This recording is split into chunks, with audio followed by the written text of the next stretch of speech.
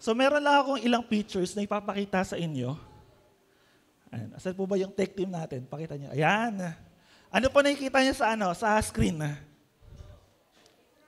Libro. Meron ba mahilig sa inyo magbasa ng libro?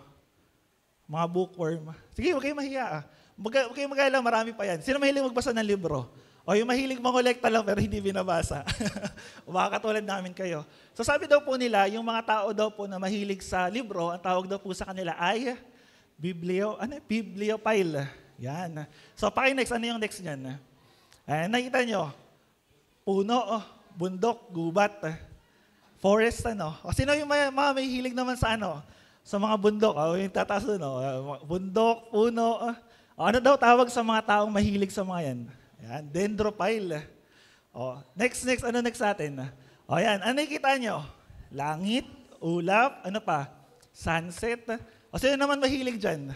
Yung pag nakita kayo ng ulap, yung parang nakita kayo kung ano-anong shape, minsan aso, minsan pusa. Ayan, yung mga taong mahilig daw sa ulap, ano tawag sa kanila? Nepophile. Meron pa, ayan. Sure ako, karamihan sa inyo, meron yan. Mahilig sa aso. Yung isang aso, nakasalamin pa. And, ano tawag sa mga mahilig sa aso? Cynophile. Or hindi lang aso, yung mga canine na mga hayop. Basta yung mga wolf, yun, mga dogs. Ito next, sure ako, maraming mahilig sa inyo dyan. Pusa. Ayun yung mga pusa sa bahay. Nakita niyo yung nasa dulo? Sabihin mo sa katabi mo, wag kang ganyan mamaya. Natutulog eh. Yung mga mahilig naman daw po sa pusa, ang tawag sa kanila ay allurophile. Yan. Person who loves. Actually sa bahay namin meron may aso tas pusa. Akala ko noon, yung aso at pusa lagi talaga nag-aaway. Hindi ko alam ba't sa bahay namin din sila nag-aaway. And ito last. Ayan, ayun, yung nyo, kape. Ay, nag-react agad doon, ano daw tawag sa mga taong mahilig uminom ng kape? Hindi, Javaphile. Coffee lover yan, mga mahilig sa kape. Now, yung word kasi na yan, yung phile, yung P-H-I-L-E sa dulo, is a Greek word. Ang root word niya is philos, na ang ibig sabihin ay lover of. Tapos yung mga nauna na yun yung mga ginagamit na term noon. Halimbawa, Java, Dendro, Nepho, yun yung mga Greek word noon sa mga nakikita natin na mga bagay-bagay. So kaya pagka pinagdugtong niya, halimbawa yung Javaphile, a person who loves to drink coffee. O yung kanina, mahilig sa aso, mahilig sa pusa, ano pa. So marami pa yan. Meron pa yung mahilig sa sunset. Sino mahilig sa sunset? O yung mahilig kayo sa stars, mahilig kayo sa moon. O may mga ganun-ganun pa. Kumbaga, kung titignan natin, sabi nung mga experts, paano daw, isa sa mga yan, meron kang hilig. So, may pwedeng gusto mong umakit sa bundok, gusto mo yung bundok, o yung iba, gusto niyo yung mga halaman, o cactus. Yung iba daw gusto naman maging cactus. Tanong nga katabi na yan, mukha bang cactus? Di naman, Ayan, so bakit? Kasi yung pag-aaralan po natin ngayon is related dyan. Actually, hanggang ngayon nasa pa rin tayo Yung pinaka-tema natin, love. And last week, binanggit nga ni Pastor yung sa message niya sa Marcos chapter 12, yung ibigin natin ang Diyos ng higit sa lahat. And yun yung pinaka-unang utos na sinasabi ng Lord. Ngayon, buksan po natin yung ating mga Bible sa 1 Juan chapter 5, verse 1 to 5. 1 Juan chapter 5, verse 1 hanggang 5. Ayan, so kung nandiyan na po kayo, basahin na natin to. Verse 1, sabi rito, ang bawat sumasampalataya na si Jesus, ang siyang Kristo, ay anak ng Diyos. At ang sino mang umiibig sa Ama, ay umiibig din sa anak. Ito ang palatandaang iniibig natin ang mga anak ng Diyos. Kung iniibig natin ang Diyos at tinutupad ang kanyang mga utos. Verse 3, sapagkat ang tunay na pag-ibig sa Diyos ay ang pagtupad sa kanyang mga utos. Hindi naman napakahirap sundin ang kanyang mga utos, sapagkat napapagtagumpayan ng mga anak ng Diyos ang sanlibutan at nagtatagumpay tayo sa pamamagitan ng pananampalataya. Sino ang nagtatagumpay laban sa sanlibutan? Ang mga sumasampalataya na si Jesus ang anak ng Diyos. And kung titingnan po natin, babalikan natin to, alam ko po na-explain ko na sa inyo na ang pinaka-tema ni John sa 1 John, sa Epistle of John, is fellowship. Or sabi nga sa Greek word, koinonia or fellowship. And dito may kita natin, si John kasi, mula doon sa chapter 3, 4, 5, nagbigay siya ng checklist. Nagbigay siya ng listahan. Paano mo malalaman na ito ay anak ng Diyos? Diba? Kaya kung naalala nyo, nandito kayo nung mga past few weeks, yung nakaraan, yung 1 John chapter 3, di ba naglagay si John doon Ano yung mga listahan? Di ba hindi siya naglagay nung, ito anak to ng Diyos, ito anak to ng Diablo, tas dinitil yun. Di ba hindi? Paano daw natin malalaman ng isang tao ay anak ng Diyos or talagang Kristiyano? Ito yung listahan. Ito yung mga katangian ng mga anak ng Diyos. And kung tatanungin ko po kayo ng isang tanong, at ito yung title natin sa umaga na to, do you really love God?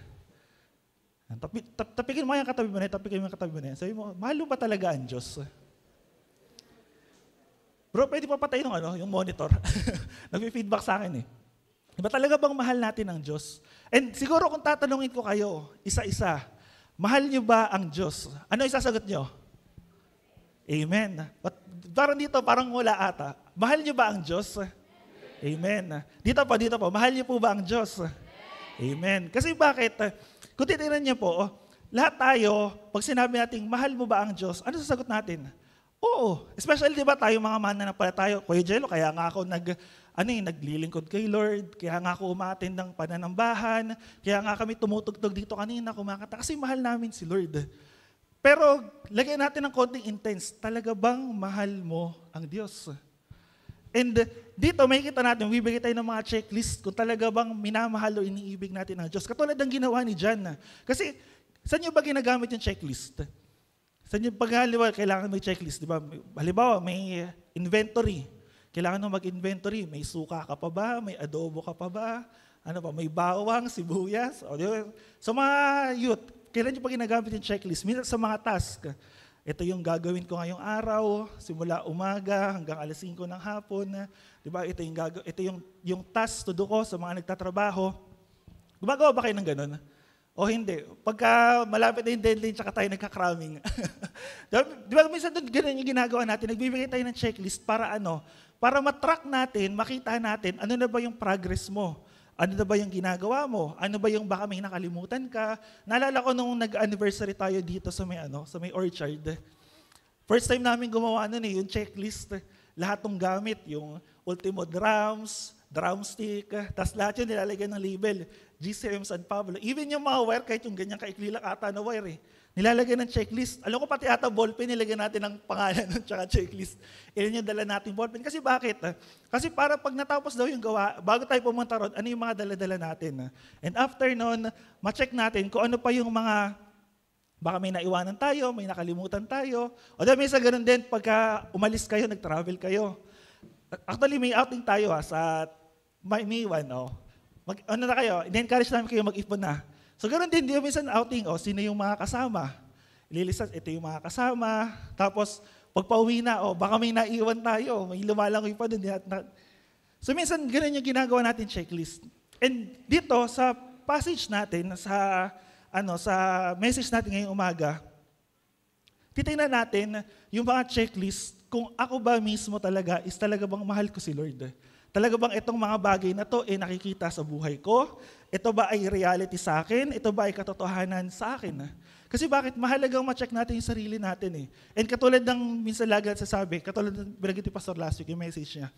Di ba, pag tinanong tayo, mahal ba talaga si Lord? Oo, mahal ko si Lord. Bakit mo mahal si Lord? Kasi ginagawa ko to, kasi ginagawa ko yan. Minsan, yung thinking natin, kasi may ginagawa ako sa buhay ko. Kasi may ministry ako. So patunay yun na mahal ko si Lord. Which is tama naman. Pero gusto ko makita niyo, hindi lang yung outwardly. Gusto ko makita niyo, pat even sa loob. Ito ba talaga yung reality sa akin? Ito ba yung totoo sa buhay ko? O baka hanggang ngayon nagda-doubt pa rin ako? Or baka hindi ko talaga naiintindihan? So, simulan natin. Unang checklist, ano yung tanong dyan? Do you believe that Jesus is the Christ? Sabihin nyo nga po, do you believe that Jesus is the Christ? So sa Tagalog, naniniwala ka ba na si Jesus ang Kristo? Naniniwala ka ba na si Jesus ay Diyos or Messiah? Sa Hebrew term ng Christ ay Messiah. Now, alam niyo po, Sa generation po kasi ngayon, naalala ko yung isang survey. Sa generation kasi ngayon, mostly daw ng population, binubuo ng Gen Alpha tsaka Gen Z sa panahon po natin ngayon. So I think less than 50% ng world population na puro yun na yung bumubuo ng population. Kasi alam ko yung mga ipapanganak ngayong taon, sana sila under Gen Beta, tama ba? Di ba? Gen Beta. Ngayon, nung may isang survey na ginawa yung Barna Group, lumabas doon na yung generation ngayon is hindi talaga totally halos naniniwala kay Christ. Halimbawa, tinanong sila, ikaw ba naniniwala kay Kristo? So more or less 50%. Tapos habang personal yung tanong, pakunti na pakunti yung sagot. Halimbawa, naniniwala ka ba na si Kristo ay ipinanganak noon? So konti lang naniniwala. Tapos si Kristo ba ay active pa rin sa panahon natin ngayon? Actually, alam ko, less than 20% yung sumagot doon. And minsan may na-share kaming kabataan, tinanong ko siya, naniniwala ka ba kay Jesus? Sabi niya, naniniwala ako kay Jesus. Ano yung ginawa ni Jesus? Niligtas tayo sa ating mga kasalanan. Tama. Naniniwala ka ba na siya ay nabuhay noon? So doon na, sabi niya, hindi po eh. And yun yung nakakalungkot sa atin. Bakit? Kasi minsan, akala natin si Jesus, parang ano lang siya, figure, or parang katulad ng mga Greek tsaka Roman gods, na nag-exist noon, parang kwento, mythology, hindi eh. Pag inaral niyo po ang history, inaral niyo yung archaeology, inaral niyo yung mga Bible, may kita niyo, especially pag pumunta kayo ng Israel, lahat ng mga lugar na nabanggit sa Bible hanggang ngayon, nandoon pa rin. And may kita natin na si Lord, si Jesus, hindi siya basta-basta lang kwento. Totoong tao na totoong nag-exist noon. And lahat ng ginawa niya, totoo yun. And dito, sabi ng verse 1 natin, sa English version kasi, sabi nito verse 1, everyone who believes that Jesus is the Christ has been born of God. So medyo malayo kasi sa Tagalog, pero sabi ito, born of God, and everyone who loves the Father, loves whoever has been born of Him. So sabi rito, kung ikaw ay naniniwala, nananampalataya na si Kristo ay na si Jesus ay ang Kristo, so ikaw ay pinanganak sa pamagitan Diyos. Mamaya, i-detail natin yung pagiging ipinanganak na yan, or in simple terms, pagiging born again. Now, yung word na Christ kasi is a Greek word. Yan. So, same siya ng word na Messiah. Yung Messiah tsaka Christ, madalas yung may encounter sa Bible niyo yan. At ang ibig sabihin lang po niyan, anointed one. And yung anointed one na to, pinangako na yan noon pa sa Genesis. So that was thousands of years ago. Pero pinangako na ng Diyos na magkakaroon ng, meron siyang pinili na siya yung tutubos para sa kanyang bayan. And later on, malalaman natin na yung mga prophecy sa Old Testament, lahat yun nakapoint kay Lord. And lahat ng prophecy na yun, ang tinutukoy si Lord. At hindi lang yung bayan niya, yung kanyang ililigtas, hindi lang yung mga Israelita. Even lahat ng tao na nag-exist sa lahat ng panahon, lahat ng mananampalataya sa kanya ay ililigtas ng Diyos. E ngayon, ang tanong ko po sa inyo, naniniwala ba kayo kay Kristo? Salamat po sa tatlong sumagot. parang yung iba ata, naniniwala ba kayo kay Kristo? Nananampalataya kayo kay Kristo? And ang sagot dito, ano sabi dito? Kung ikaw ay naniniwala at nananampalataya kay Kristo, ano daw? Ikaw daw ay ipinanganak na ng Diyos. And paano kayo ipinanganak ng Diyos? Tayo po ay na-born again. Now actually, alam niyo minsan, yung word na born again, critical yan eh. Parang ano siya eh, tawag ron, controversy. Kasi minsan, pupunta ka sa isang born-again church, Christian, born-again, sabi nila, hindi, nagbago ka na ng religion. Hindi, iba ka na ng pananampalataya. Well, actually, hindi naman totally ganun. Kasi minsan, nami-misconceptualize yung pagiging born-again. Ano ba ibig sabihin ng pagiging born-again?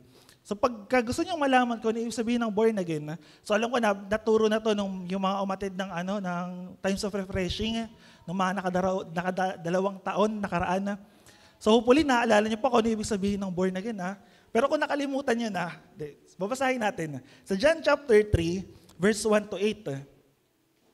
So, tingnan po natin sa John chapter 3, verse 1 to 8. Kung sakaling nakalimutan na ng katabi mo kung ano yung pagiging born again. So sabi rito, John chapter 3, verse 1 to 8. So nandiyan na po kayo. Sabi rito, may isang Pariseo na nagngangalang Nicodemo, na pinuno ng mga Hudyo. So sino daw? Meron daw isang Pariseo. And pag tingnan niyo po yung Pariseo sa Bible or sa New Testament, sila yung mga tagapagturo ng kautusan nung time ni Jesus. And napakahigpit nila pagdating sa kautusan. Pero nung time na to, si Nicodemo, pumunta siya kay Lord. At kailan daw yon? isang gabi, pumunta siya kay Jesus at verse 2 na. Isang gabi, pumunta siya kay Jesus at sinabi, Rabbi. Yung word na Rabbi, ginagamit yan doon sa guro or tagapagturo. Sabi ni Nicodemo kay Jesus, Rabbi, nalalaman namin kayo'y isang tagapagturong mula sa Diyos. Sapagkat walang makakagawa ng mga himalang ginagawa ninyo kung wala sa inyo ang Diyos. Di ba, makikita natin, although si Nicodemo ay tagapagturo ng kautusan at mataas siya sa society nila, ina-acknowledge niya si Lord na yung mga ginagawa ni Lord ay mula sa Diyos. So tuloy natin. Sabi ni Jesus, tandaan mo ang sinasabi kong ito, malibang ipanganak na muli ang isang tao, hindi niya makikita ang paghahari ng Diyos. Or sa English, unless a man be born again, he cannot see the kingdom of God. Tapos, pagdating sa next verse, ano sabi ni Nicodemo? Paano may papanganak pang muli ang isang taong matanda na? Makakapasok pa ba siya sa sinapupunan ng kanyang ina para muling ipanganak? O siguro ko sa panahon natin to, no, parang sabi nyo, ang pilosopo nung sagot niya, no, Nicodemo, ano? parang nakikipaglokohan ka ba sa amin? Pero medyo parang pilosopo yung tanong niya, pero gusto ko pong makita nyo na nung time na to, si Nicodemus, hindi siya pumunta kay Jesus during the day. Kasi sa ministry ng ating Panginoon Jesus, every time na naggagawa siya ng miracle, maraming mga saksi doon. May mga Saduceo, may mga Pariseo, and usually yung mga ginagawa nila, kinikriticize nila yung ginagawa ni Jesus. Pero nung time na to, may kita natin kung gaano kaseryoso si Nicodemus. Kasi bakit? Kasi pumunta siya nung gabi, kung kailan walang tao na nakakita kay Lord, and personal. So although ganito yung sagot niya, pero may kita natin ano yung response ni Lord. Next verse. Sagot naman ni Jesus, tandaan mo ang sinasabi kong ito, malibang ang isang tao ay ipanganak sa pamamagitan ng tubig at espiritu, hindi siya makakapasok sa kaharian ng Diyos. So kanina, unless a man be born again, he cannot see the kingdom of God. Dito, unless a man be born again, he cannot enter the kingdom of God. So, sabi ni Jesus, kung hindi ka mababorn again, hindi mo pwedeng makita ang kaharian ng Diyos. At the same time, kung hindi ka mababorn again, hindi ka rin makakapasok sa kaharian ng Diyos. Bakit? In-explain niya sa pangalawa, ang taong ipinanganak sa laman ay laman. At ang ipinanganak sa espiritu ay espiritu. Huwag kang magtaka, sinasabi ko sa iyo, kayong lahat ay kailangang ipanganak na muli. And gusto ko pong maintindihan nyo na kung kayo'y nananampalataya kay Jesus at talagang kilala nyo si Lord, isa yun sa mararanasan natin yung pagiging born again. Paano yung pagiging born again? Yung dating ikaw, hindi na ikaw yan. Kumbaga, ipinanganak ka na through spirit. Yung dati mong katauhan, lagi nyo makikita yun sa Bible, kung sino yung dating ikaw, eto ka, tapos biglang nakakilala kay Diyos, palataya kay Kristo, na bago ka. And makikita nyo yan, consistent yan pagdating sa New Testament. Kasi bakit? Ang lahat na ng palataya kay Kristo, sabi ng John chapter 1 verse 12, binigyan ng karapatang maging mga anak ng Diyos. Pagdating sa Corinthians, sabi ni Pablo, tayo mga kaaway ng Diyos. Then later on, sinabi niya tayo naging mga kaibigan ng Diyos dahil kanino? Kay Kristo. Dati tayo dapat buhusan ng puot at galit ng Diyos, tapos ano nangyari? Diba, yung ginawa ni Kristo, tinubos tayo, and therefore, naging mga anak tayo ng Diyos. And ito yung sinasabi ni John doon sa epistle niya, sa sulat niya. Lahat ng nananampalataya kay Kristo, hindi lang basta nabago, naging mga anak tayo ng Diyos. Kaya nga di ba ang tawag natin? Kapatiran na. Kapatid sa Panginoon. Kasi kapag kapatiran na, kaya daw pala nagkakapatiran sa church, ano? Kasi kapatiran yung tawag. Kaya yung mga natitisod, yung mga umaalis. Kasi napatid eh. Pero hindi kapatiran, kapatid sa Panginoon. Di ba kaya pag tingnan niyo sa New Testament, yung mga sulat ng mga apostles, di ba, brother and sisters, mga kapatid, mga anak, di ba, dito sabi rito, children of God. Ngayon, makikita niyo, lahat po na nanampalataya kay Kristo, mga anak ng Diyos. O sabihin mo sa katabi mo, kapatid pala kita eh. Pero hindi kayo magkamukha physically, kasi biologically, iba pa rin yung magulang nyo. Pero spiritually, sino yung kamukha natin? At sino yung naging kamukha natin? Si Jesus. And gusto ko pong maintindihan nyo na kung kayo ay talagang nananampalataya kay Kristo, malinaw na sinasabi ng Bible na born again ka na. Talagang nakakilala ka na sa Kanya. And mahalaga yun. Kasi bakit? Dito kasi sa English verse, sinabi, born of God, or ipinanganak sa pamagitan ng Diyos, or ipinanganak, kaya ngayon, pag binasa niyo yung kasunod ng verse 1, sabi rito, and everyone who loves the Father loves whoever has been born of Him. So kung tayo ay pinanganak na daw ulit or pinanganak na tayo ng panibagong pagkatao, iniibig na natin ang Diyos. And actually, sinabi din ni Paul yan sa Romans, dati hindi natin iniibig ang Diyos. Ang ginagawa natin, lahat ng bagay na mali Mamaya, dadaanan din natin yan. Pero gusto ko pong makita nyo na lahat ng hindi natin iniibig ang Diyos, pero ngayon, iniibig na natin ang Diyos. Kumbaga, yung dating Diyos na ayaw natin, ngayon, minamahal na natin. And gusto ko pong maintindihan yun. Sabi ng 1 John chapter 4, verse 15, pag binalikan natin yung passage natin, sabi doon, ang nagpapahayag na si Jesus, ang anak ng Diyos ay nanatili sa Diyos at ang Diyos na may nanatili sa Kanya. So kumbaga, meron pa rin fellowship. So ngayon, kaya unang checklist nyo, ikaw ba nananampalataya kay Kristo? Nananampalataya ka ba na si Jesus ay siyang Kristo? Siya ba yung Messiah? Siya yung tagapagligtas na ipinangako ng Diyos? And maikli itong oras na to para explain lahat sa inyo kasi meron pa tayong ilang checklist. Baka yung katabi mo maya, makatulog na. Pero next point, or yung next checklist natin, ito. Sa verse 2, makikita natin, do you love the children of God? Diba, tinatanong kayo kanina, mahal niyo ba ang Diyos? Ano sagot niyo? Okay, so thank you po ulit sa tatlong mahal talaga si Lord. Yung iba mukhang na nawawala Mahal po ba natin ang Diyos? So ibig sabihin ko, mahal po niyo ang Diyos, mahal niyo rin yung katabi niyo na yan. Amen. Kahit nakakainis. Kahit minsan, hindi mo maintindihan. Hindi totoo, di ba? Mamaya, mapag-aaralan pa natin. Pero sabi rito, sa verse 2, balikan lang natin sa English version. Sabi rito, by this we know that we love the children of God. So, ito daw po yung patunay na makikita natin, mahal talaga natin ang mga anak ng Diyos. Paano daw po? When we love God and obey His commandments.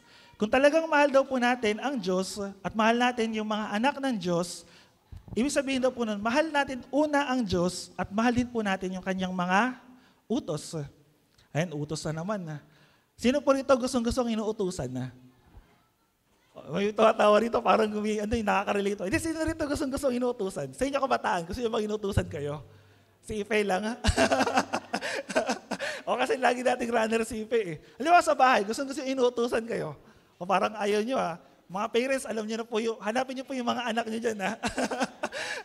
Mukhang ayaw magtaas Hindi, pero sa totoo lang, di ba? Minsan hindi naman natin gusto inuutusan tayo Lalo na pag iutos sunod-sunod Tapos yung gagawin mo na, sana, tapos biglang inuutos pa.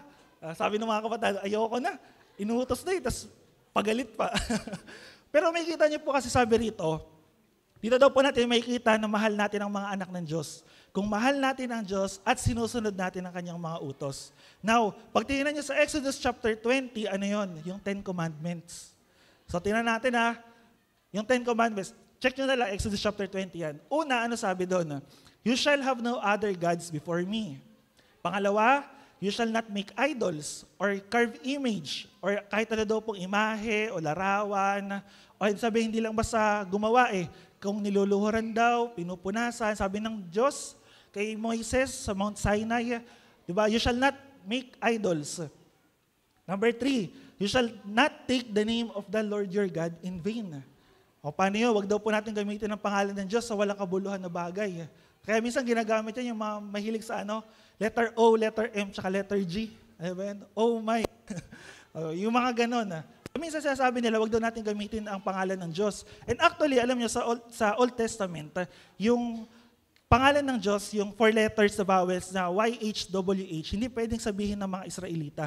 Kasi pag sinabi nila yon at marumi ka, hindi ka karapat-dapat, automatic babagsak ka. So kaya sinabi ng Lord sa kanila, you shall not take the name of the Lord your God in vain or nang walang kabuluhan. And pinakahuli, remember the Sabbath day to keep it holy. So ano ba yung Sabbath? So mahaba pang teaching yan, pero ang ano lang po niya, ini-imply ng Bible is yung araw ng pamamahinga. So sa atin, kailan yung araw ng pamamahinga or araw ng panambahan natin? Sunday. Ang alam ko po sa Middle East, Sabado. Tama po ba? Kasi Biyernes po, Biyernes or Sabado. Now, meron kasi tayong mga cultural differences. Bakit sa atin sinusunod ang pananambahan natin, Linggo? Sa kanila pala, ibang araw. So, nung muling nabuhay ang ating Panginoon, namatay siya at muli siyang nabuhay, lahat ng kautusan, tinanggal na niya. Hindi naman totally tinanggal o pinawalang visa, pero hindi na tayo under ng law. So ang pinakamahalaga lang ngayon is kung naaalala ba natin yung araw ng pamamahinga. And yung ugat kasi niyan, yung root niyan, dun sa creation, yung 6 days nag-create ang Diyos ng mga nilikha. Di ba, may lumikha siya ng langit, lupa, tapos pa mga hayop. So kailan kinreate ng Diyos ang tao? 6 days. So, thank you, Kuya Jun. 6 days. Sasabihin mo sa katabi mo, pang-anim ka pala, no? Pang-anim na araw pala nung nilikha ka. Di pang-anim ka lang, pang-anim na araw. So, may kita natin, after nun, di ba 6 days, kinreate niya ang Diyos, yung masterpiece ng Diyos, yung tao, and after nun, ginawa ng Diyos, na mahinga siya on the 7th day. So kaya dito, sinasabi ng Diyos sa mga Israelita, and even sa atin, sinasabi niya rin na yung araw ng pamamahinga o yung Sabbath is keep it holy. I-separate natin. So kaya in-encourage namin kayo, di ba, kung wala naman kayo talagang ibang gawain o ganap, or umattend kayo ng pananambahan. Kasi bakit? Kasi bilang pagsunod natin kay Lord, hindi dahil under tayo ng kautusan ng Old Testament or ng Levitical law, pero gusto natin na igalang or gusto nating makapiling maranasan ng ating Panginoon. At itong unang 4 na to, saan to tumutukoy? Puro kay Lord. Kasi lahat yan, kailangan natin gawin, kailangan gawin ng mga Israelita para ipakita nila na sumusunod sila sa Diyos. Now, yung 5 hanggang 10 utos, ano yung tinutukoy? Then yung unang-una kagad honor your father and your mother. O kahapon may gawain po yung mga pam. Hindi ko pa lang kung marami po kayong natutunan. Kami pong mga kabataan, marami kaming natutunan. Ayan. So sabi dyan, 6, you shall not murder, huwag kang papatay. Pero sabi ni Lord, di ba, kung ikaw ay nagagalit, napopoot sa kapatid mo, ano daw sabi doon? Para ka na rin pumatay. You shall not commit adultery, o huwag ka raw mangangalon niya. So naalala ko na naman yung palabas sa TV dati, no? Ano, ikawalong utos ba yun? So, check nyo kasi yung Bible nyo. Ay, ka-6 ba? Oh, thank you po. Ika-6 na utos daw, huwag daw mangangalo niya. Check nyo yung Bible nyo, pang ilan yung huwag ka mangangalo niya? Pang 7. Diba? Kaya mahalaga nagbabasa kayo ng Bible. Pang 8, huwag kang magnanakaw. Pang 9, you shall not bear false witness against your neighbor. Or sa iba, pinaigli nila ito yung huwag kang sasaksi ng walang katotohanan. Or huwag kang magsisinungaling. In simple terms na lang ganun.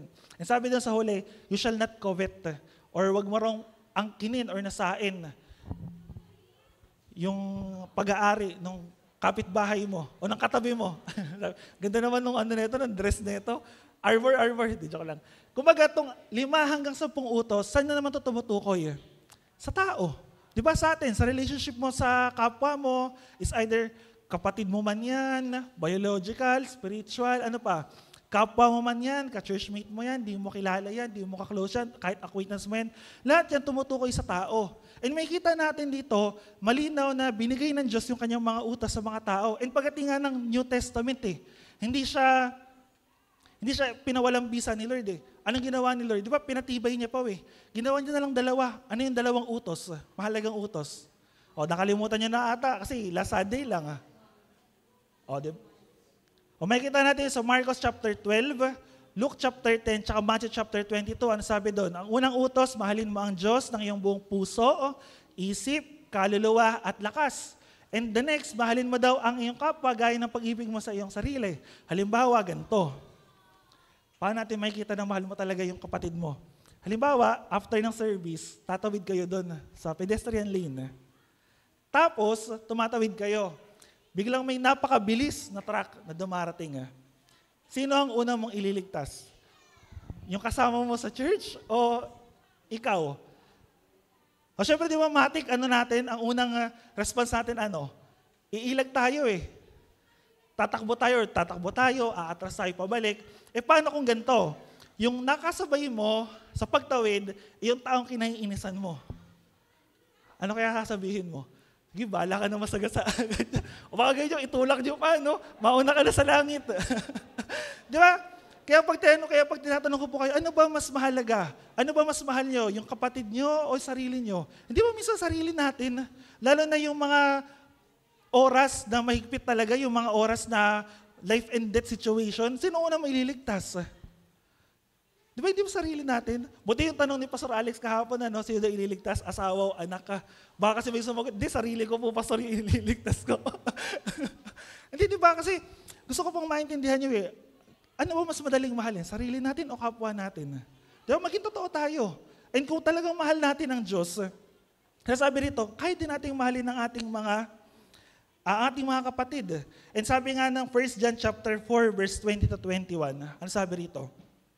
Tignan niyo po although gas-gas na kasi lagi yung naririnig, pero basahin pa rin natin. Ang nagsasabing iniibig ko ang Diyos, or kung sinasabi niyo, mahal niyo si Lord, subalit napupuot naman sa kanyang kapatid ay sinungaling. Kung ang kapatid na kanyang nakikita ay hindi niya magawang ibigin, paano niya may ibig ang Diyos na hindi niya nakikita? Kung yung kapatid mo, yung kapwa mo, yung katabi mo na yan, may sama ka ng loob, may galit ka, paano masabing mahal mo talaga si Lord? Iyan nga, nakikita mo na, nahahawakan mo na, nakakausap mo pa, hindi mo naman pala naiibig. Paano masabing mahal mo talaga si Lord? So, ang sabi ni Jen dito, sinungaling. Kasi bakit? Kasi si Lord nga, hindi mo nakikita. Sinasabi mo, mahal mo. Pero yung kapatid mo na nakikita mo, hindi mo maipadama yung kanyang pagmamahal.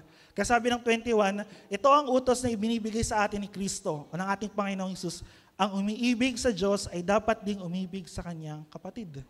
And hopefully, malinaw po sa atin yun. Hindi natin pwede sabihin ang kinin na talaga bang mahal natin ang Diyos. O di ba, kaya nga yung tanong dito checklist number 2, mahal mo ba yung mga anak ng Diyos? And kung mahal mo ang mga anak ng Diyos, isa lang ibig sabihin nun, minamahal mo ang Diyos at sinusunod mo ang kanyang mga utos. Number 3, ano yung pangatlo? Sabi rito, do you love God? Mahal mo ba talaga ang Diyos? Pag kayo patatanungin ko ulit, mahal niyo ba talaga ang Diyos? Amen. So, thank you po at nagbabago yung sagot nyo. Ano sabi ng verse 3? Sabi sa English, for this is the love of God. So, pagka dito natin mapapatunayan na iniibig natin ang Diyos, that we keep His commandment. And His commandment are not burdensome. Pag tingnan nyo yung verse 2, sabi ron na, makikita natin na mahal natin ang Diyos kung sinusunod natin ang kanyang mga utos. We obey His commandment. Pagdating sa number 3, hindi lang natin kailangang i-obey. Ano pa sabi doon? We need to keep His commandment. So hindi lang obey, kailangan din natin i-keep. Hindi lang natin basta sinunod ng isang beses, kakalimutan na natin. Kailangan pa rin natin laging sundin. Kasi ganun yung pag-ibig. Now, meron ako nilista rito ng mga listahan na gusto ko pong makita nyo, talaga bang mahal nyo ang Diyos? So alam mo kasi ang sagot nyo, yes. Amen po ba? O sige, kung yes talaga yung sagot nyo, tanongin nyo po sa sarili nyo to. Do you love God? Yes. Do you pray? Nanalangin po ba kayo? So parang dalawa lang po ata yung sumagot. Iba, amen. Parang biglang nalungkot Di ba? O pangalawang tanong, mahal mo ba ang Diyos? Oo. Binabasa mo ba yung Bible mo? Ayun, dami na sagot. O, mahal mo ba ang Diyos? Umaattend ka ba ng mga Bible studies? Amen. O, yung mga parents, active na active Youth, kamusta kayo, youth? Galaw-galaw daw, sabi nung Kamusta kayo? Mahal mo ba ang Diyos? Umaattend ka ng worship service? Ayun, kasi kaya tayo nandito, di ba? O baka kinaladkad lang kayo nung kasama nyo? Pangatlo, mahal mo ba ang Diyos? Sinishare mo ba yung magandang balita? Mamaya may hayo tayo Ilan yung nag-amen? Pakilista po. Pinakahuli, mahal mo ba ang Diyos? Yes, sumusunod ka ba sa Kanya? Kasi kung titignan natin minsan, sinasabi rin, talaga bang mahal mo ang Diyos? Ito, simpleng checklist lang po. Titignan natin kung talaga bang mahal natin si Lord. And sabi nga kanina, kung talagang tayo ay nabago na, tayo ay pinanganak na, tayo na born again na, yung dati nating pagkatao, wala na yun. Yung mga bagay na ayaw natin gawin dati, ginagawa na natin ngayon. Dati tinatamad kang manalangin. Ano na response mo ngayon? Lord, kasi mahal kita, kaya ngayon mas magpipray ako. Lord, kasi mahal kita, kaya ngayon mas babasahin ko yung Bible nyo. Now, pag binasa nyo yung next na verse, dun sa verse 3, sabi dun, and His commandments are not burdensome. Hindi naman mahirap sundin ang utos ng Diyos. Alam niyo po kung ano yung reason bakit hindi mahirap sundin ang Diyos? Simple lang, kasi mahal natin ang Diyos. Kaya ang tanong ko ngayon sa inyo, talaga bang mahal niyo ang Diyos? Kasi kung mahal niyo ang Diyos, pag tinignan niyo yan ng simpleng kahit ng walang pag-ibig sa Lord, ano titingnan niyo dyan? Routine, duty, ano pa? Titingnan niyo lang yan bilang paulit-ulit na gawain na nakakapagod. Hindi niyo gagawin yan ng hindi niyo mahal si Lord. Kasi bakit? Kasi mapapagod kayo, mananawa kayo Di ba nananalangin ka, minsan nananalangin ka, ang daming makati sa katawan mo, hindi mo malaman kung bakit kumakati. Minsan kung kailangan magpipreach, saka napakaingay sa bahay nyo. Minsan naman magbabasa ka ng Bible, di mo maintindihan yung binabasa mo. Diba, minsan yung, alam ko, guilty iba sa inyo rito. Kasi ako minsan guilty rin ako. Yung magbabasa ka ng Bible sa cellphone, tapos biglang tumunog. Diba, hindi pa tapos yung chapter na binabasa mo, sino kaya yung nag-chat? Di ba? Yung mga ganun. Di ba minsan may mga ganun eh. O minsan sabi ko, kailan kung gusto ko na sumunod kay Lord. Di ba? Tsaka pa maraming pagsubok sa buhay. Parang hirap sumunod kay Lord eh. Minsan, hahayo tayo mamaya. Umulan na. Pastor, may hayo po ba? Di ba? Parang asin eh. Natunaw. Kaya gusto ko patanong, talaga bang mahal niyo si Lord? Kasi kung mahal niyo si Lord, hindi lang yan ang gagawin niyo.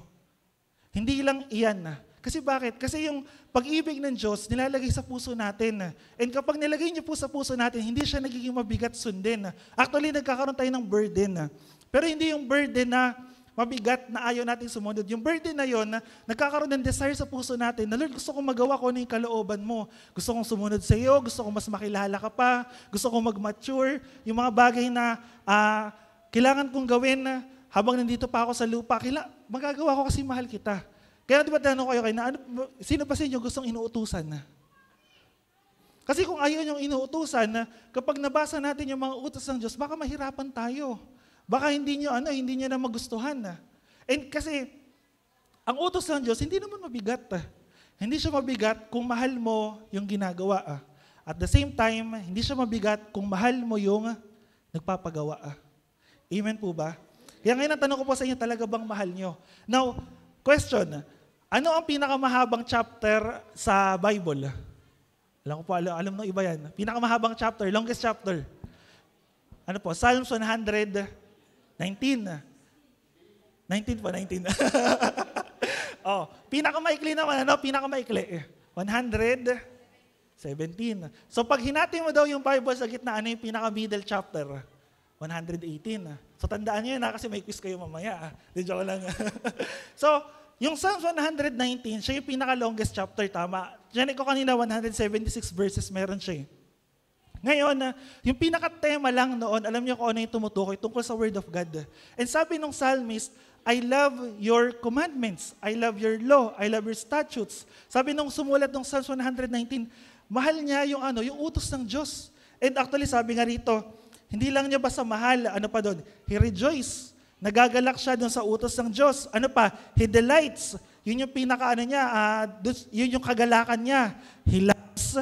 And sabi alam ko sa 103 verse 103, yung utos ng Diyos, yung law of God, parang honey. Kasi tamis ng pulot-pukyutan. And sabi dun sa huli, hindi lang siya basta iniibig, mahal, nagre-rejoice. Kumbaga, yung utos ng Diyos, ginawa niyang kanta. Kailan kayo minsan napapakanta? Di ba pag masaya kayo? Happy birthday to you pala. And sabi nung Psalms 119, kasi mahal niya ang Diyos, mahal niya din yung utos ng Diyos. And kaya nga sabi ni John dito, hindi naman mahirap sundin ang utos ng Diyos eh. Hindi siya mahirap sundin kung katulad tayo nung Psalms, nung sumulat ng Psalms. Mahal natin ang ating Panginoon, mahal natin ang Diyos, mahal natin yung nagpapagawa. And hindi siya nagiging burden. And yun nga yun yung nagiging fuel, yun yung nagiging encouragement natin para sundin kung ano yung pinapagawa sa atin ni Lord. And sabi rito, yung pagsunod natin, and even yung pag-keep natin ng commandments niya, ang pinaka-root nun sana, obedience. Ang pinaka-root nun, love. Kasi hindi mo pwedeng gawin yung mga bagay na yan kung napipilitan ka lang. May kasama pang pagdadabog yun minsan kapag ayaw mo talaga. And tayo po bilang mga mananampalataya, kung talagang mahal natin ang Diyos, part yung pagsunod. Hindi mo pwede natin sabihin na, Kristiyano ako sumusunod ka ba sa Diyos? Minsan. O kaya pag trip ko, pag gusto ko, hindi Kung talagang mahal natin ang Diyos, if we really love God, part na ng buhay natin yung pagsunod. Kahit anong paggawa sa atin ng Lord. Diba? Paano na lang kung loobin ng Diyos na mag-expand pa tayo, mag-church plant, magpadala tayo ng mga missionary, o yung missionary natin, yung mga missionary natin galing ng Matimbo, bumalik na Paano kung kayo po? Kasi alam niyo po, ang tanging nakakagawa lang ng mga bagay na mahirap gawin para sa Diyos, yung talagang iniibig si Lord. naalala ko lately, di ko alam kung latest lang yon or dating news pa yon, yung mga pinugutan ng ulo na Christian, nakalimutan ko kung ano bansa yun. Di ba, imagine niyo, even to the point of death, willing sila mamatay para sa pag-share ng Word of God. Tayo po minsan pag nilalamig tayo, nakakatulog. Diba? Minsan pag naiinitan, di makapag-focus. Minsan inulan, di na-attend, or di nagagawin ko na yung pinapagawa ni Lord. Minsan nahirapan lang, natisod, nasaktan. Sumusuko na tayo. Pero paano yung mga kapatid natin na nasa mga iba't ibang lugar, yung death and life yung kapalitan. Di ba? Even yung mga apostle, even yung mga nauna sa atin,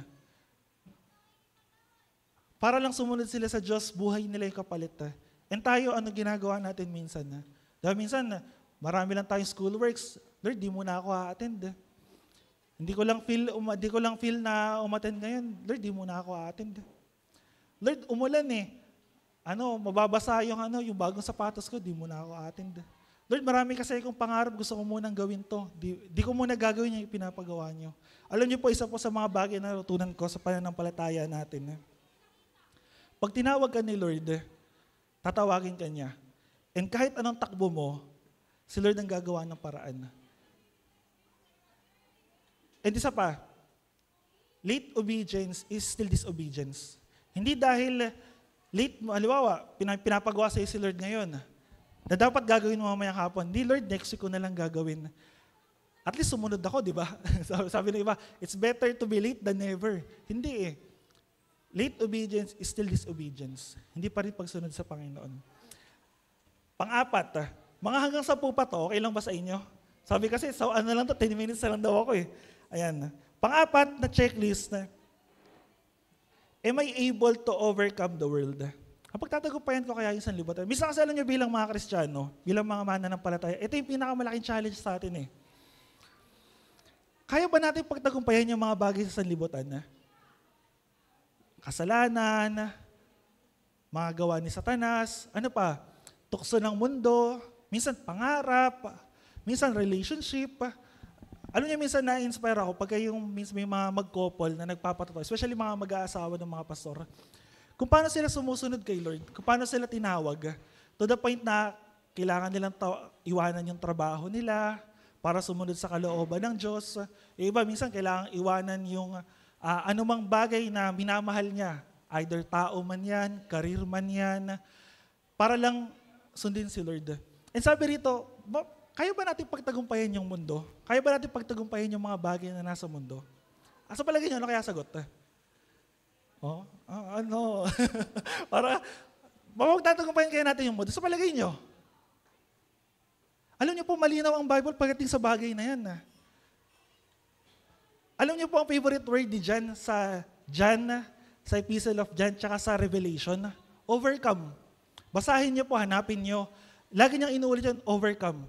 Sabi ni Paul sa 2 Corinthians chapter 5:7. Sabi rito, for we walk by faith and not by sight. Kasi sabi rito sa verse 4 natin, yung pananampalataya, yung mga umiibig daw po sa Diyos or nagmamahal sa Diyos, asay Tagalog.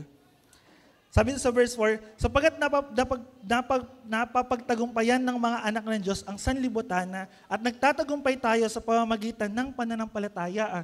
Paano natin pagtatagumpayan yung mga bagay sa sanlibutan? Simple lang, pananampalataya.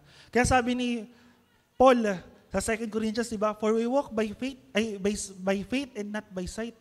Lumalakad tayo sa pamamagitan ng pananampalataya at hindi ng paningin lang natin. And alam ko po, lagi niyong nababasa, lagi niyong naririnig yan. Pero talaga bang reality sa atin yung lumalakad tayo sa pananampalataya? Kasi bakit kung lumalakad tayo sa pananampalataya, lahat ng bagay sa mundo na to, kaya natin mapagtagumpayan. Bigyan ko kayo ng 2 verse. Sabi ng 1 Corinthians chapter 15, verse 57. Ano sabi yan sa English? But thanks be to God who gives us victory through our Lord Jesus Christ. And saan tagumpay ito? Sa lahat ng bagay, sa lahat ng pangyayari sa mundo. And even sabi nga ni Paul, dun sa mga kasalanan na sinabi niya sa Korinto, lahat yun kaya niyo pagtagumpayan dahil kanino daw? Kay Kristo. Pagdating sa Ephesians chapter 6, verse 16, ano sabi ni Paul sa mga taga-Efeso, in all circumstances, take up the shield of faith.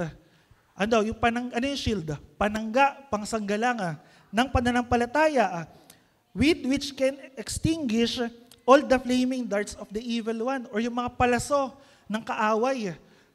Kumbaga, pag kinukuha doon natin yung shield of faith, na pagtatagumpayan natin yung mga pakana ng diablo sa buhay natin. And marami pang passage. John chapter 16 verse 33, hindi na nakalagay dyan. Pero ano sabi ni Jesus dito? Take heart, I have overcome the world. Pagdating sa Revelation chapter 3 verse 21, ano sabi ni Jesus doon? Sa church sa Laodicea, ako'y nagtagumpay na, I have conquered. Pagdating sa Revelation chapter 12 verse 11, ano sabi ni John doon? At sila'y nagtagumpay. Sino daw yung nagtagumpay? Yung mga mananampalataya sa mundo, sa pamamagitan ng dugo ng ating Panginoong Jesus. Sa Revelation, sa iba pang passage, sa 1 John chapter 2 verse 13, Revelation chapter 2, 7, verse 11, 17, 26, chapter 3 verse 5, 12. And may kita nyo, ano sinasabi doon? Lahat ng mga mananampalataya nagtagumpay. Kasi bakit? Dahil kay Kristo. And even si Lord mismo, sinasabi niya na pagtagumpayan niya na yung mundo. Ngayon tatanungin ko po kayo, mapagtatagumpayan kaya natin yung mundo?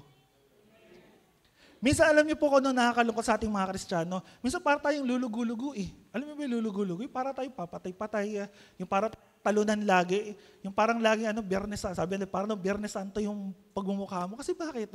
Kasi naisahan na naman ako ni Taning eh. Kilala ba si Taning? Tanas, naisahan na naman ako eh. Magbabasa na sana ako kagabi, kaso di ko kinaya eh.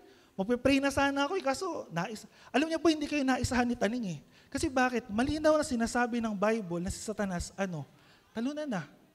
Alam niyo po, minsan kung ano problema natin, dahil kulang yung pagkakilala natin sa Diyos, kulang yung desire natin para makilala siya. Ano nangyari sa atin? Natatalo tayo ng mga kung ano-anong sabi-sabi. Mga paniniwala sa mundo, even sa social media. Kaya minsan mag-iingat po kayo ha. Kasi bakit? Kasi minsan baka yung mga nagtuturo na nakikita natin sa social media, mga di naman legit. Baka mamaya kung ano na pala pinagkukuha ng resources. Kaya minsan yung mga Kristiyano po, lagi silang natatalo eh. Hindi sila natatalo ni Satan, hindi sila natatalo sa sarili nila. Kasi bakit? Kasi kung ano pinagkukuhanan natin eh. Basahin niyo po yung Bible niyo. And marami pa dyan na ang mga mananampalataya nagtagumpay. Hindi po tayo talunan. Sabihin mo sa katabi mo, hindi ka talunan. O kahit yung antok po, kaya niya paglabanan. Sabihin mo, kaya mong paglabanan yung antok na yan. Konti na lang. Ilan na lang ba? 5 minutes? Hindi kasi diba, gusto ko pong maintindihan nyo na walang Kristiyanong talunan. Amen? Ang lahat po ng Kristiyano mananagumpay. Kaya nga sabi ng Romans 8, diba, we are more than conquerors. Hindi po yung church doon sa bayan. Lahat po ng mananampalataya, higit pa sa mananagumpay. Sabi doon, asa na kamatayan yung kamandag mo? Nasaan na yung kapangyarihan ng kasalanan? Wala na, kasi bakit? Naipako na ni Kristo lahat sa krus eh. Lahat, even nga yung kamatayan eh. Kaya nga yung pag-asa natin, isa sa hope natin, yung makakasama, yung pagkagusto nyong mabuhay, makasama ang Diyos. Even kung mag-rapture, makasama tayo sa rapture. Kasi bakit? Kasi even yung kamatayan, kaya natin mapagtagumpayan eh. Hindi dahil sa sarili mo, kundi dahil kanino? Kay Jesus. Even yung kasalanan. Diba? Pwede ba nasabihin, nadaya na naman ako ng sarili ko eh. Wala naman siguro nagsasabi nun, Hindi ko kasi kayang paglabanan yung kasalanan. Hindi ko kayang labanan yung tukso. Kaya hindi pa talaga natin kayang labanan. Hindi pa talaga natin kayang mapagtagumpayan. Kaya natin. Una, kung mahal natin si Lord. Pangalawa, kung talagang iniibig natin yung ating mga kapatid, at siguro kung binabasa natin yung Bible natin, makikita natin na kayang mapagtagumpayan ng mga anak ng Diyos ang sanlibutan. Paano daw? Through faith. And pinakahuli na lang, yan. Ano yung pinakahuling checklist natin? Sino daw yung nakakapagtagumpay sa mundo? Sino daw yung nagtatagumpay sa mundo? Sabi ng verse 5 sa Tagalog. Sabi sa verse 5, sino ang nagtatagumpay laban sa sanlibutan? Ang sumasampalataya na si Jesus ang anak ng Diyos. Babalik lang kayo dun sa unang checklist. Ano yung unang checklist natin? Nananampalataya ka ba kay Kristo? So kung nananampalataya kay Kristo, ano ka na? Born again. Mahal mo ba ang mga anak ng Diyos? Kung mahal mo ang mga anak ng Diyos, mahal mo ang Diyos at sinusunod mo yung kanyang utos. Talaga bang mahal mo si Lord? Kung mahal mo si Lord, hindi mo lang susundin yung kanyang mga utos. Ano sabi doon? You keep His commandment. And mahirap ba sundin yung utos ng Diyos? Hindi. And dahil kaya natin gawin, sundin ang Diyos, ano daw po pagtatagumpayan natin? Yung mundo. Dito ako mag-end sa sinabi ni Warren Wiersbe. Tama ba? May quotation sa dulo yan eh. Sabi diyan, the more we know Him, the better we love Him. So the more daw na mas nakikilala natin si Lord, ano daw? The more na mas minamahal natin siya. And the better we love Him, the more we become like Him. And gusto ko pong maintindihan niyo yun. Para po sa mga kapartner, jowa, di ba kailan niyo po mas nakikilala, kailan niyo po mas minamahal yung mga partner niyo, mga asawa niyo po? Di ba pagka mas nakikilala niyo, ayaw mo pala ng ganito. Ito pala yung gusto mo. Ganon din kay Lord. Habang binabasa natin yung kanyang mga salita, mas nakikilala natin ang Diyos. And habang mas nakikilala natin ang Diyos, maintindihan natin, ano ba yung kalooban ng Diyos para sa akin? Ano ba yung mga inuutos niya? And habang lumalalim yun, nagmamature tayo. Ngayon, ang tanong ko lang po sa inyo, meron ba talaga tayong desire sa puso natin na mag-mature? Kasi alam niyo po kung bakit. Dalawa lang po yung pwede nating kantungan sa conclusion nito. Alam niyo po kung una nahihirapan tayong gawin yung mga bagay na yun na nasa checklist natin, baka hindi talaga tayo born again. Pangalawa, kung nagagawa man natin pero kung born again man tayo at nahihirapan tayo sumunod sa Diyos, isa lang ibig sabihin po nun, puro tayo disobedience. Wala talaga tayo pagsunod kay Lord. And mahirap yun. So tayo pong lahat ay tumayo. And i-close na po natin to.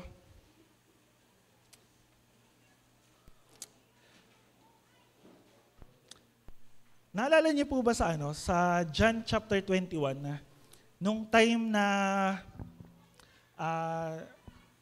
di ba pinako si Jesus, namatay siya, inilibing, 3 araw muli siyang nabuhay. Then nagpakita siya sa mga disciples, sa mga alagad. Sa John chapter 21, bago matapos yun, nagpakita siya dun sa mga alagad. Kasi bakit? Naghiwa-hiwalay sila eh. Pag hiwa-hiwalay nila, yung iba bumalik sa dati nilang buhay. And isa na dun si Pedro. So, nung time na yun, nangingisda sila. Tapos, nung nangingisda sila, nung papalapit, magdamag silang ng isa pero wala silang nahuli. Then after nun, nung pabalik na sila sa pampanga, nandun si Jesus. Sabi ni Jesus sa kanila, mga anak, may nahuli ba kayo? Sabi nila, wala po. Sabi ni Lord, ilaglag niyo yung lambat. Nung nilaglag nila yung lambat, malapit lang sila sa pangpang, marami silang nahuling isda. Then after nun, yung mga disciples sa kasama ni Peter dun sa bangka, sabi nila, yung Panginoon yun. So kaya nagmadali sila na bumaba sa bangka, tapos pumunta sa pangpanga. Tapos ngayon, nung magkaharap na si Pedro at si Jesus, alam niyo po kung anong sagot alam niyo po yung tanong ni Lord kay Peter. 3 tanong lang, pero paulit-ulit. Ano yung tanong ni Lord doon? Simon Peter, do you love me? 3 beses mo tanong ni Lord yun. Now, ano yung significance nun? So sa iba, ang significance yun para daw i-redeem si Peter. Kasi ilang beses ikinailan ni Peter ang ating Panginoong Hesus. 3 din, di ba? Di ba sinasabi niya, nung mamatay na si Jesus, sabi niya, Panginoon, ako din sasama sa inyo. Ipagtatanggol ko kayo. Pero sabi ni Lord, sa araw din na to, bago tumilaw kang manok, 3 beses mo kay kakaila. And doon sa John chapter 21, 3 beses tinanong ni Lord si Peter, Simon, do you love me? Sabi ni Peter, yes Lord, alam mo, mahal kita. Tapos tinanong siya ulit, Pedro, mahal mo ba ako? Sabi ni Pedro, oh Lord, mahal kita. Nung pangatlong tanong ni Lord, nalungkot si Pedro, talaga bang mahal mo ako? Sabi ni Peter, sabi ng Bible, nalungkot siya and sabi niya, Lord, alam mo, mahal kita higit sa lahat ng to. Alam mo yung sagot ni Lord doon? Sa gayon, pakainin mo ang aking mga tupa. Yes, although, pang-redeem yun. Pero ngayon, gusto ko rin pong maintindihan niyo eh. Baka ganun din yung pangungusap sa atin ni Lord. Talaga bang mahal mo si Lord? Bakit nahihirapan tayo? Bakit hindi natin magawa kung ano yung pinapagawa sa atin ni Lord? Ano Ano ba talaga problema natin? May problema ba tayo? O hindi lang talaga tayo makasunod? Gusto ko po tanungin niyo yung mga sarili niyo. Huwag niyo po akong tanungin na. Tanungin niyo sarili. Kasi kayo mas nakakalam ng sarili niyo eh. Ano ba yung mga bagay na umahadlang sa inyo? Ano ba yung mga struggles niyo?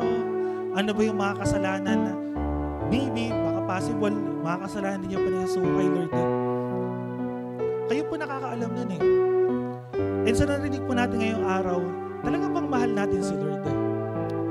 And kung mahal natin si Lord, naging tanong ko rin last week, ano yung gagawin natin after na ito? Ano po yung gagawin ninyo? Talaga po bang mahal natin si Lord? Tayo po yumukot manalangin. Lord, salamat sa araw na to. Salamat, Panginoon, sa mga salita niyo po na narinig namin. Lord, dalangin ko, mangusap ka po sa bawat isa na narito. Sa pamagitan ng inyong mga salita,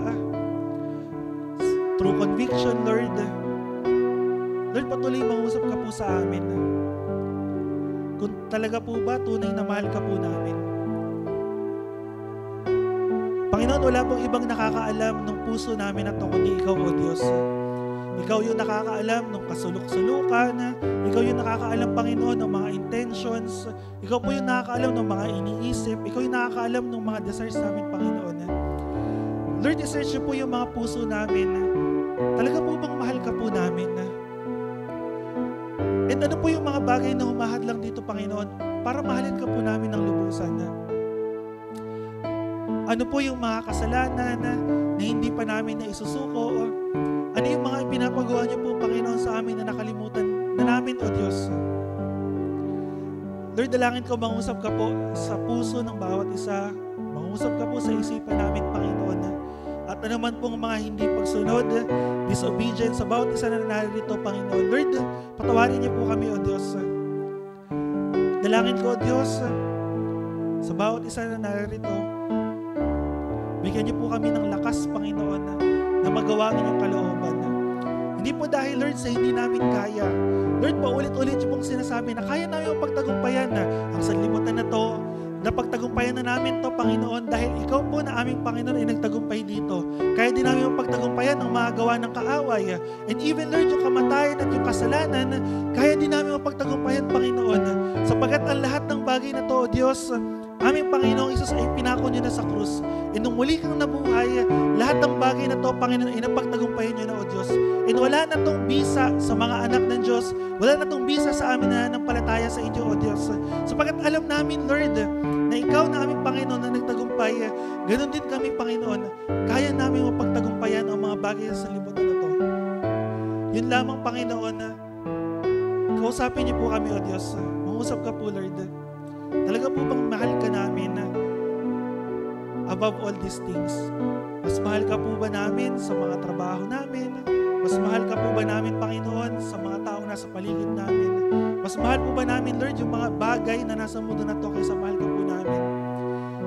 Hindi dahil sa alam namin, Lord, na hindi niyo po na inaalis niyo yung mga bagay na sa amin, Panginoon. Pero Lord, Ikaw po ba yung priority ng mga buhay namin despite ng mga bagay na aming pinagkakaabalahan? O baka nadadaya na rin po kami ng aming mga sarili at mas nauuna na namin yung mga bagay sa sanlibutan na to kaysa ibigin ka po namin, Panginoon. Lord, tulungan niyo po kami. Tulungan niyo po ang church na to, Panginoon. And Lord, palakasin niyo po, O Diyos, ang bawat sa amin. Patatagin niyo po kami, O Diyos, anuman pong mga kahinaan, anuman pong pagkukulang, Panginoon. Lord, tulungan niyo po kami na makasunod sa inyong kalooban. Lord, alam ko po na gagawin niyo ito, Panginoon, sapagkat lahat ng bagay na ito, O Diyos, ay napagtagumpayan niyo na po noon. Lord, paranas niyo po sa amin, O Diyos. Paranas niyo po sa amin, Lord, ang inyong biyaya, ang inyong grasya, ang kalakasan na nagmumula sa inyo. At salamat, Panginoon, sapagkat alam ko po, Lord, na may gagawin ka sa buhay ng bawat isa na narito. May gagawin ka, Panginoon, sa mga nakikinig ng mensahe na to, Panginoon. Sapagkat alam namin, Lord, ang mga salita niyo po na naitanim, narinig, Panginoon, sa puso't isipan ng bawat isa, hindi po ito mawawala ng saysay, Panginoon. Kundi, Lord, babalik po ito, Panginoon, at luluwalhatihin niyo po ang inyong pangalan. Salamat, Lord, sa araw na to, at patuloy i-bless niyo po, Panginoon, ang buhay ng bawat isa. I pray, Lord, katulad ng narinig namin kanina, na lahat ng ginagawa namin, ang pinakaugat niya ay yung pag-ibig at pagmamahal po namin sa inyo. Salamat, Lord. Salamat, Panginoong Isus. Patuloy ka po namin pinupulit na salamatan. Ito po ang aming dalangin sa matamis na pangalan ng aming Panginoong Isus. Amen. Amen. Palakpakan po natin ang Diyos.